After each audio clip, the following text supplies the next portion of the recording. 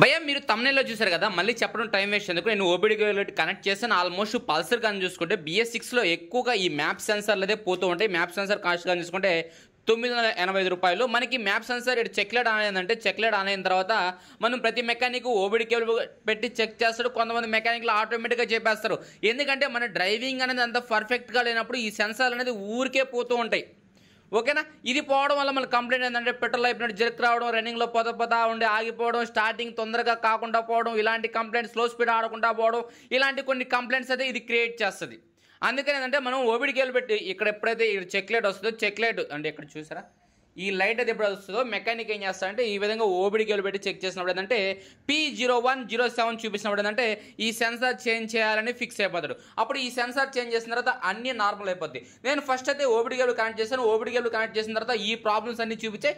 ఈ problems clear చేసిన తర్వాత నాకు P0107 అయితే కంటిన్యూగా వస్తుంది. ఎందుకంటే నేను ఆల్మోస్ట్ డ్రైవింగ్లో చూశాను కాబట్టి నేను ఆల్మోస్ట్ సెన్సార్ కానీ నిశాండ్ అయిపోయి సెన్సార్ కానీ తీసుకొచ్చేసాను చేంజ్ చేయాలని చెప్పేసి.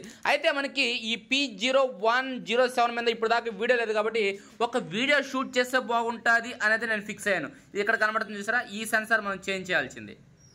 ఓకేనా, దానికోసం ఎడగా చూసుకుంటే 2 స్టార్ స్కూల్ ఉంటాయి. దీనికి స్టార్ స్కూల్ చూసారా, ఈ 2 స్కూల్ అయితే ఓపెన్ చేసి మనం లోపల క్లీన్ చేసుకొని సెన్సార్ అయితే చేంజ్ చేయడమేను. నేనైతే మీకు స్పీడ్గా చూపిస్తాను, మీరైతే చూపిస్తూనండి.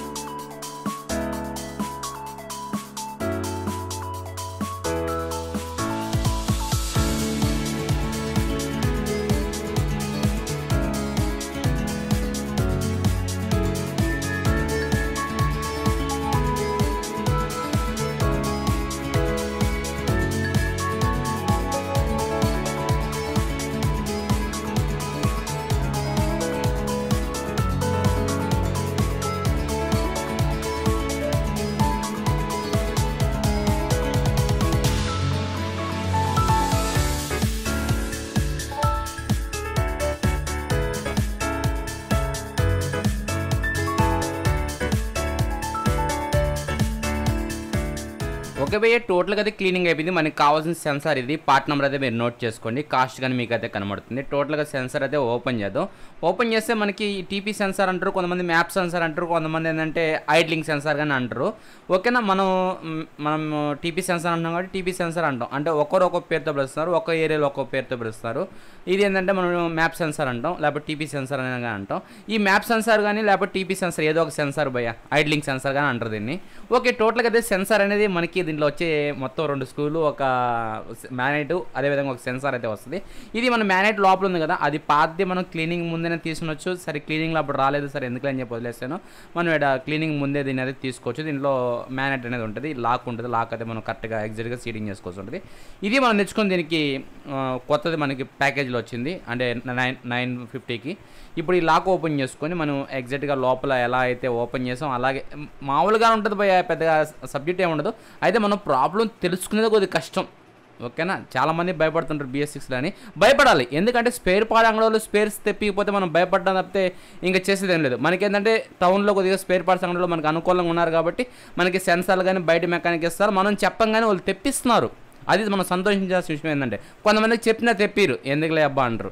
మనం ఏంటంటే చెప్పంగానే పలాంది పోద్దా, ఓకే తెప్పిస్తాం అనే విధంగా ఉంది. ఓకే, ఇప్పుడు లోపల నాబ్ అయితే మ్యాగ్నెట్ అయితే ఫిక్స్ చేసాను. ఒకసారి యాక్సిలరేటర్ ఇచ్చేదని చెక్ చేసుకొని ఎగ్జాక్ట్గా సీటింగ్ అవుతుంది. ఆ లోపల కటింగ్ ఉంటుంది, ఆ కటింగ్ ప్రకారం సీటింగ్ అవుతుంది. మనకి ప్రాబ్లం అయితే ఏం లేదు, అంటే మనం భయపడాల్సిన అవసరం అయితే ఏం లేదు. అది నేను చెప్పేది. ఇప్పుడు ఏదైతే ఈ మ్యాప్ సెన్సార్ ఉందో, టీపీ సెన్సార్ అనేది ఇంకా ఎగ్జాక్ట్గా లోపల సీటింగ్ చేసినాం. ఇక్కడ ఏం చూసుకునేదానికి, చేసేదానికి, ఫిట్టింగ్కి, అడ్జస్ట్మెంట్కి ఇంకేం ఉండదు. ఓకేనా, లోపల దోసామా, స్క్రూలు బిగించామా, అయితే బిగిస్తా చూడండి.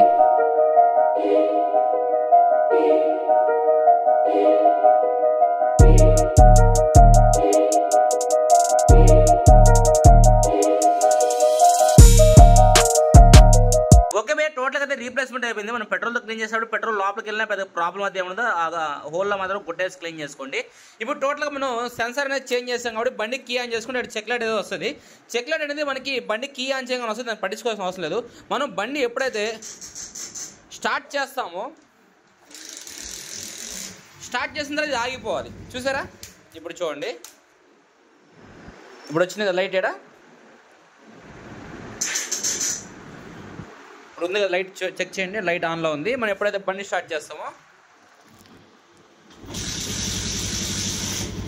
ఓకేనా, ఇలా ఆఫ్ అయిపోయింది. ఇలా ఎప్పుడైతే ఆఫ్ కాదో అప్పుడు మళ్ళీ మీరు ఓపీడీ కేబుల్ పెట్టి దాన్ని స్కాన్ చేసి అక్కడ అయితే మొత్తం ప్రెస్ చేయాల్సి ఉంటుంది.